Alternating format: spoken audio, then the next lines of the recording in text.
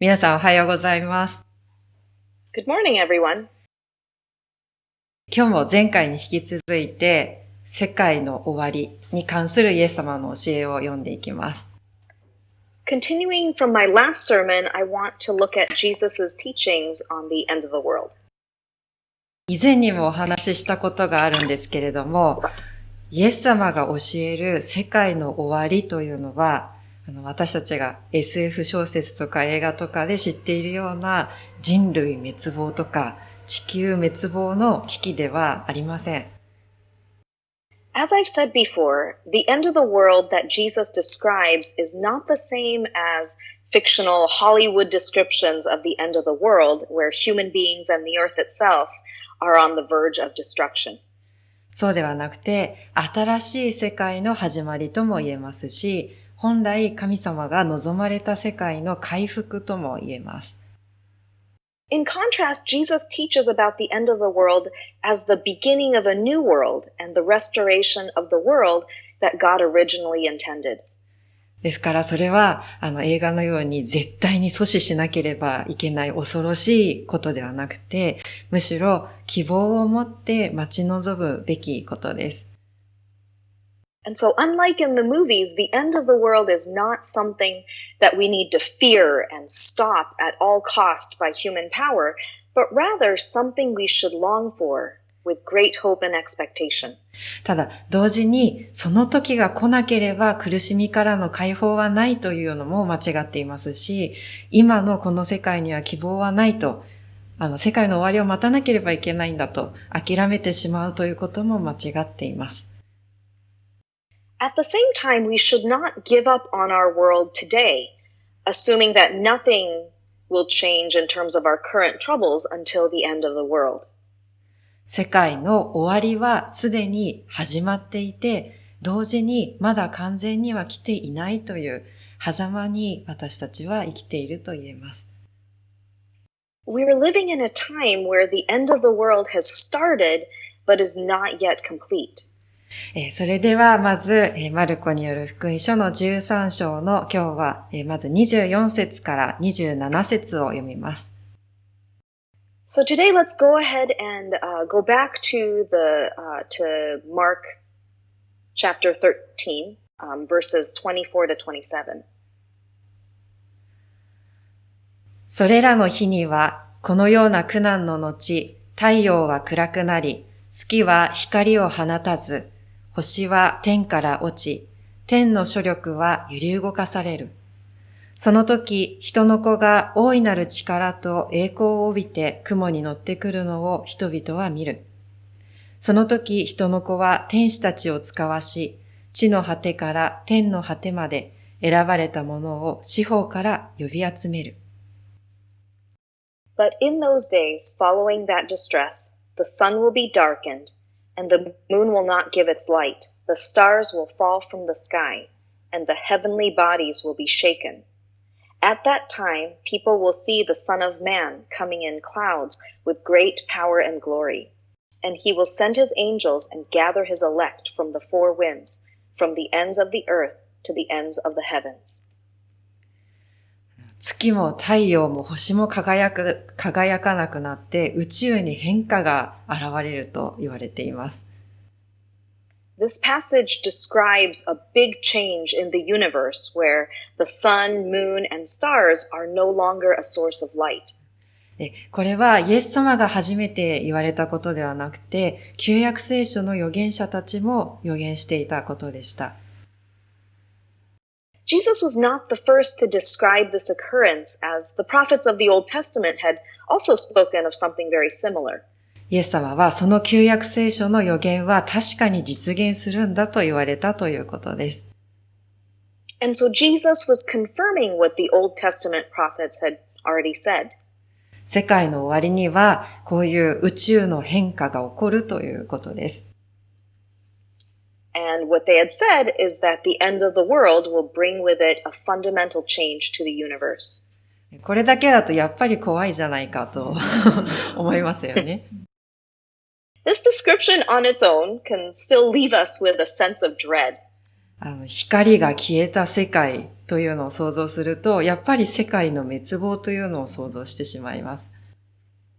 When we think of a world without light, we really can only imagine a world on the brink of destruction. でもそうではありません。But perhaps that's the wrong way to think about this. おそらくその時には、もう私たちは太陽も月も必要としなくなるということだと思います。I think this means that at the end of the world, we will no longer rely on the sun or the moon as a source of light.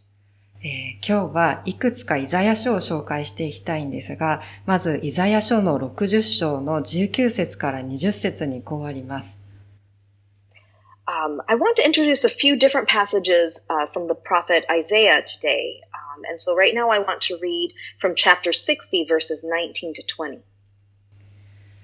あなたにとって太陽が再び昼の光となることはなく、月が夜の明かりとなってあなたを照らすこともない。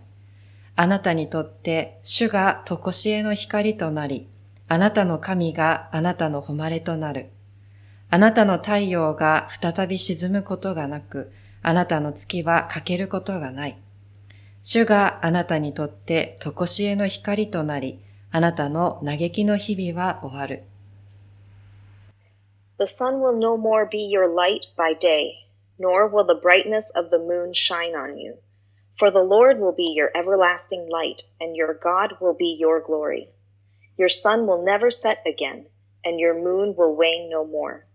The Lord will be your everlasting light, and your days of sorrow will end.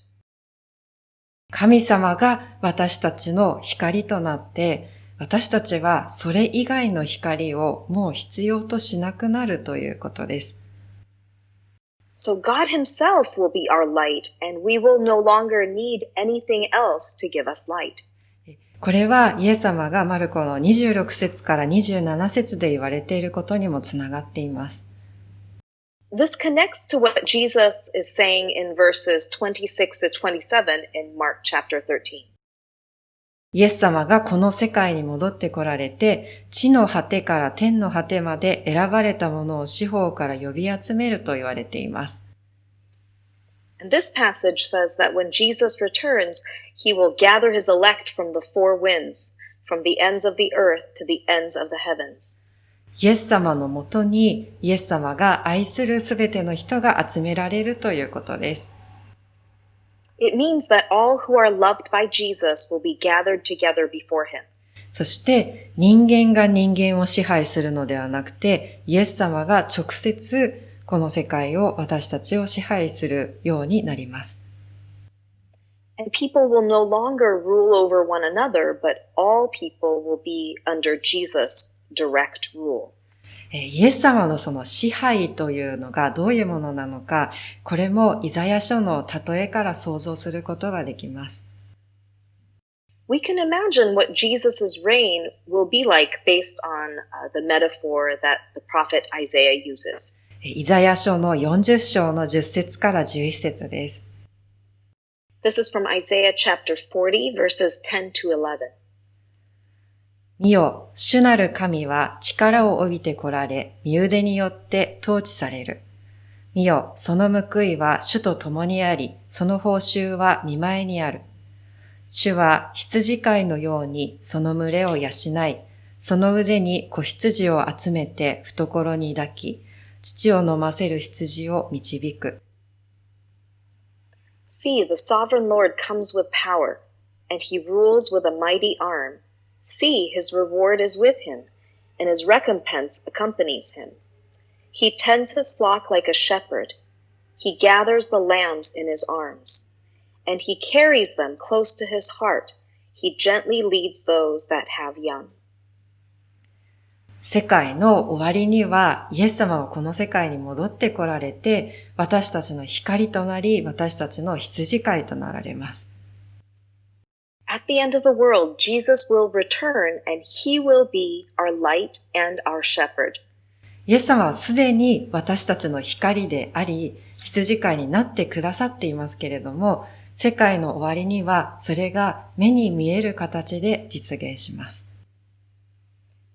I think we can say that Jesus is already our light and already our shepherd, but at the end of the world, this reality will be made visible. 続きを読んでいきたいと思います。Let's continue to read 28節から31節です。from verse 28 to verse 31. イチジクの木から例えを学びなさい。枝が柔らかくなり、葉が出てくると夏の近いことがわかる。それと同じように、これらのことが起こるのを見たら、人の子が戸口に近づいていると悟りなさい。よく言っておく。これらのことが皆起こるまでは、この時代は決して滅びない。天地は滅びるが、私の言葉は決して滅びない。Now learn this lesson from the fig tree. As soon as its twigs get tender and its leaves come out, you know that summer is near. Even so, when you see these things happening, you know that it is near, right at the door. Truly I tell you, this generation will certainly not pass away until all these things have happened. Heaven and earth will pass away, but my words will never pass away. 29節と30節で言われているこれらのことというのは前回読んだ13章の前半で言われていたことです。These things that Jesus is referring to in verses 29 and 30 were described at the beginning of chapter 13, which was in our previous sermon. 様々な苦しみが起こって、偽の預言者や偽のメシアがたくさん現れて、多くの人が惑わされるということです。And the beginning of chapter 13 described a very troubled time where false prophets and false messiahs spread confusion among the people. それは前回お話ししたように歴史の中で繰り返されていることであって、やがて来る終末の時の直前にだけ一回だけ起こる苦しみではありません。And as I said in my previous sermon, these troubles are not a one-time event happening right before the end of the world. In fact, these things have occurred and reoccurred throughout history. すべての時代に共通する苦しみです。And they are common to every generation. ですから私たちはずっと終末の時を生きていると言えます。That is why I can argue that we have been and continue to live in the end times. その時はまだ来ていないけれども必ず来ることを知っていて、確実にそれは近づいていることを知っているということです。The end has not come, but we know that it is definitely coming, and that time is drawing near. イエス様はそれをイチジクの木に例えました。Jesus used the metaphor of a fig tree to describe the end of the world. イチジクの木に葉が出てきて、夏が近いことを知るように、私たちも苦しみの中で救いが近いことを知りなさいということです。As the fig leaves remind us that summer is near, so too can we be assured that salvation is coming, even in the midst of our troubles and suffering. イチジクの実が落ちて葉が枯れるのを見て冬が近いのを知りなさいではないんです。Jesus doesn't tell us to look at the dying leaves after the fig tree has borne its fruit and to anticipate the coming winter. 終末の時というのは、終わりの時というのは暗い冬の到来ではなくて明るい夏の到来です。The end of the world is not the coming of a dark winter, but the arrival of a bright summer. イエス様はまた力強い言葉をここで言われていました。Jesus speaks very powerfully in this passage. 31節で、天地は滅びるが、私の言葉は決して滅びないと言われています。In verse 31, he says, Heaven and earth will pass away, but my words will never pass away. 私たちはイエス様を通して神様が私たちとこの世界を深く愛してくださっているんだということを知りました。Through Jesus, we know that God loves us and loves our world very deeply. 神様は私たちが互いに愛し合ってこの世界を愛して生きていくことを望まれています。And God's desire is that we love one another and that we love our world. でも実際、この世界は私たちもそんな神様の望みとは程遠い状態です。Sadly, our world today is far from what God desires. 私たちの愛は乏しくて、神様を喜ばせるよりも悲しませることの方が多いです。We do not love well, and we tend to grieve God more than we bring him pleasure. それでも2000年前にイエス様がこの世界に来られてから、この世界も私たちも少しずつ変えられています。That said, since Jesus came into our world 2,000 years ago, our world has been changing and we have been changing little by little. 不完全な私たちの間に完全な神様の愛が現れ始めています。God's perfect love is beginning to be manifested even in our imperfection. それはすべてがやがて過ぎ去るこの世界の中で唯一永遠に残るものです。And this perfect love is what will endure forever, even when everything else in the world fades away. 私たちはその永遠に続く神様の愛を自分で受け取って他の人に伝えていく役割を与えられています。We have been given the role of receiving and spreading the word about God's everlasting love. それは限りある時間の中で永遠に価値あるものを伝えていくという大きな働きの一部です。This role of spreading the word about something of everlasting value in the limited amount of time we have is part of God's greater work. この神様の大きな働きはまだ完全には実現していませんけれども、確実に実現しつつあり、必ず完全に実現する時が来ます。And God's work is not yet complete, but is continuing onward and will one day come to completion. イザヤ書をもう一箇所紹介します。I want to look at one more passage in Isaiah together. イザヤ書の55章10節から11節です。It is Isaiah chapter 55 verses 10 to 11. 雨や雪は天から降れば天に戻ることなく、必ず地を潤し、物を生えさせ、芽を出させ、種をまく者に種を、食べる者に糧を与える。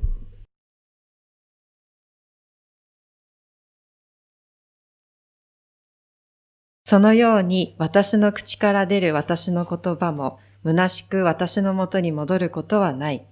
必ず私の望むことをなし、私が託したことを成し遂げる。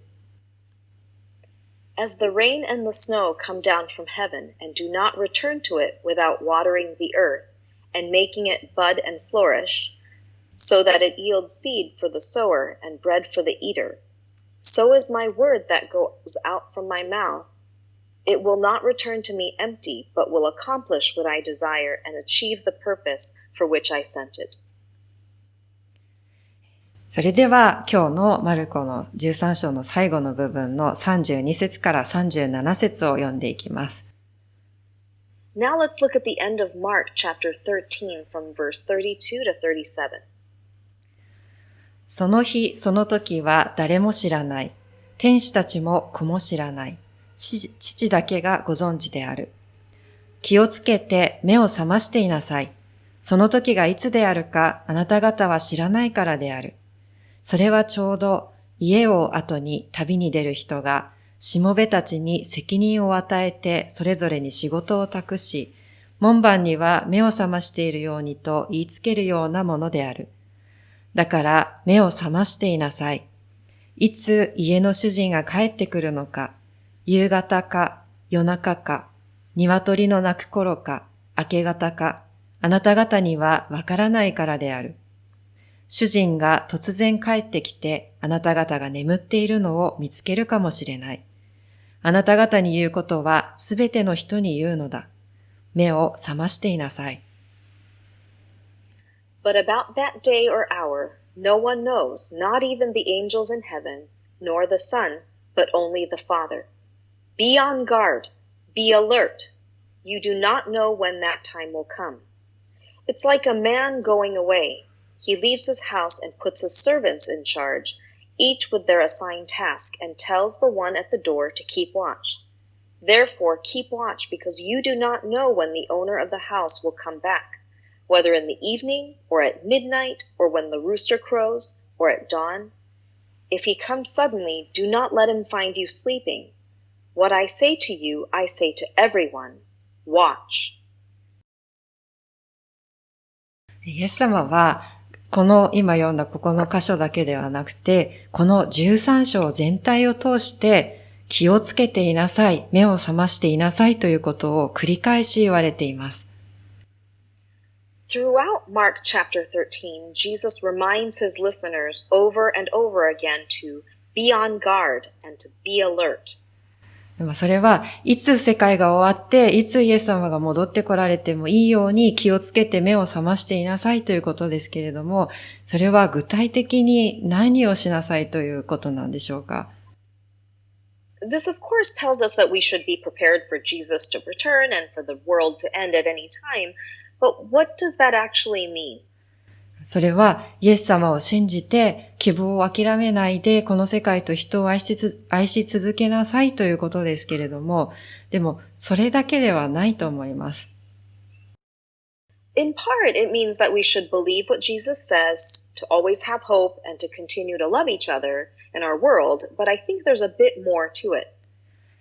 この13章はマルコによる福音書の中ではイエス様が弟子たちに対して教えた最後の教えです。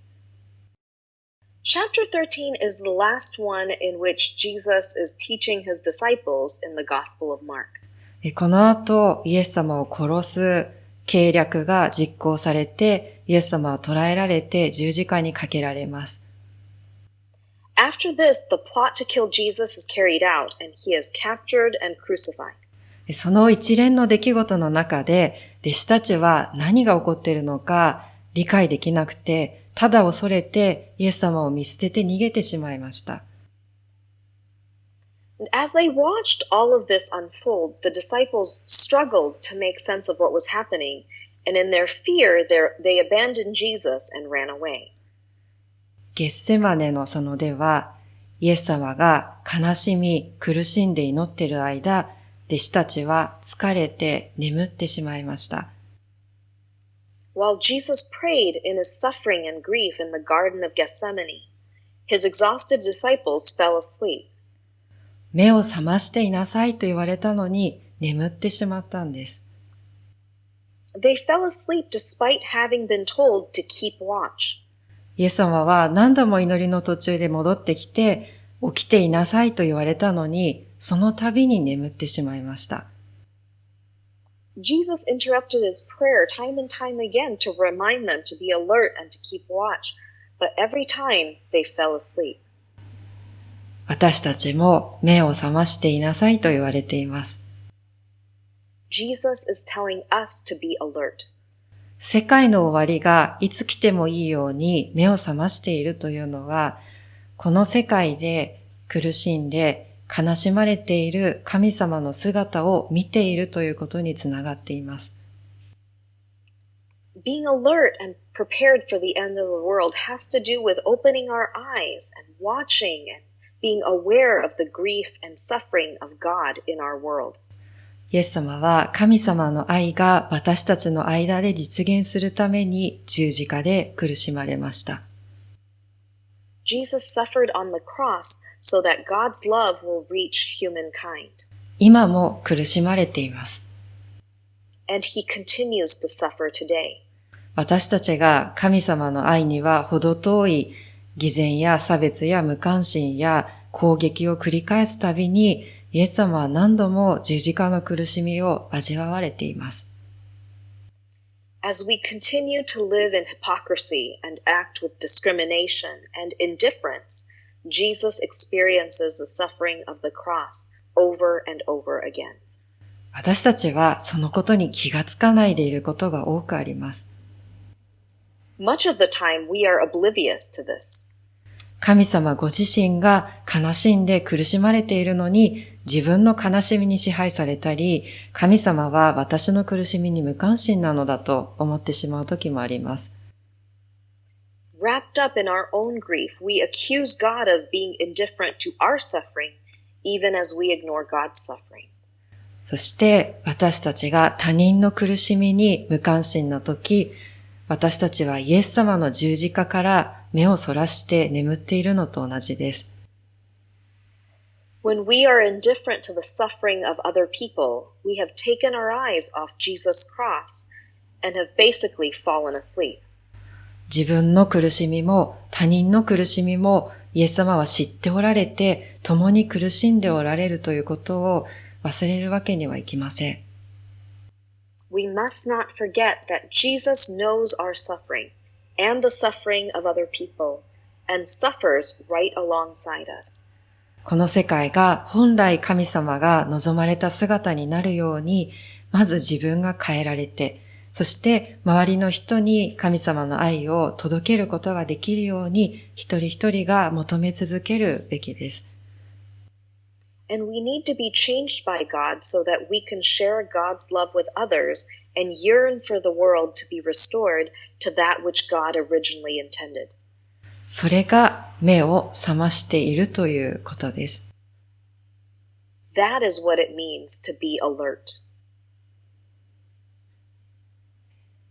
世界の終わりはイエス様によって2000年前に始められて、私たちはその完成に向かって今のこの時代を委ねられています。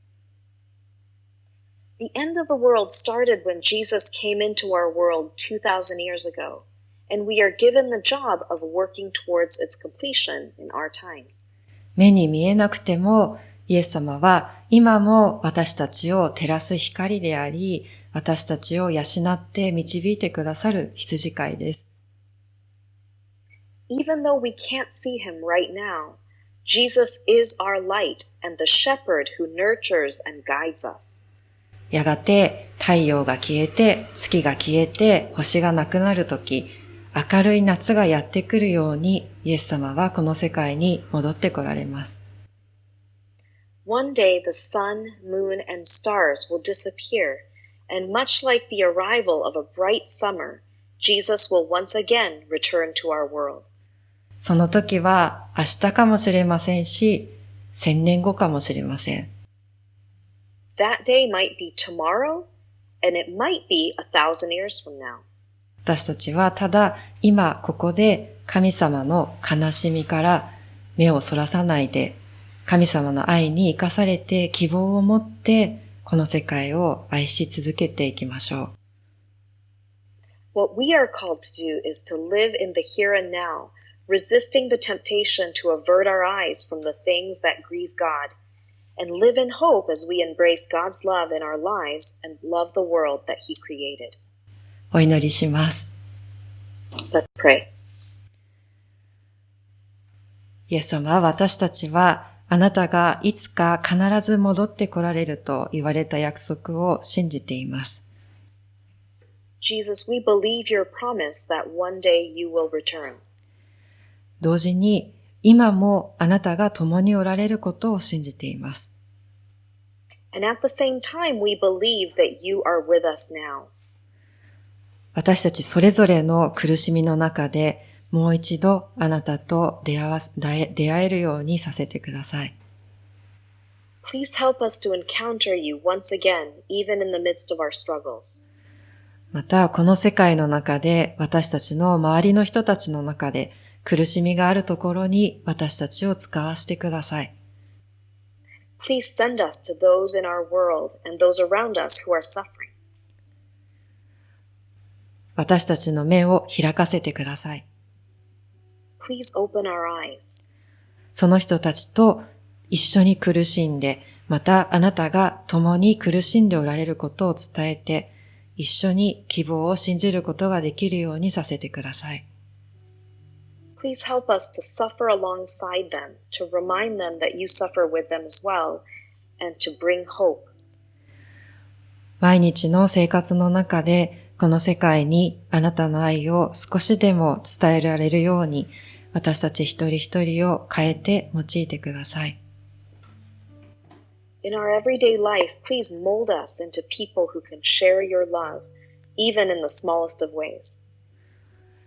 時に無力感や虚しさが襲ってくるとき、どうかあなたの霊によって新しい力を与えて強めてください。When we feel helpless and hopeless, please give us power and strengthen us by your Spirit. 世界が終わるその時か、私たちの地上での歩みが終わる時か、そのどちらにしても最後まで希望を失わないで諦めずにあなたを愛して人を愛し続けることができるように助けてください。Whether we are alive at the end of the world or our earthly journey ends before that time, please help us to never lose hope and to always love you and love others. イエス様、あなたに感謝してあなたのお名前によってお祈りします。We thank you, Jesus, and pray this in your name. アーメン。Amen.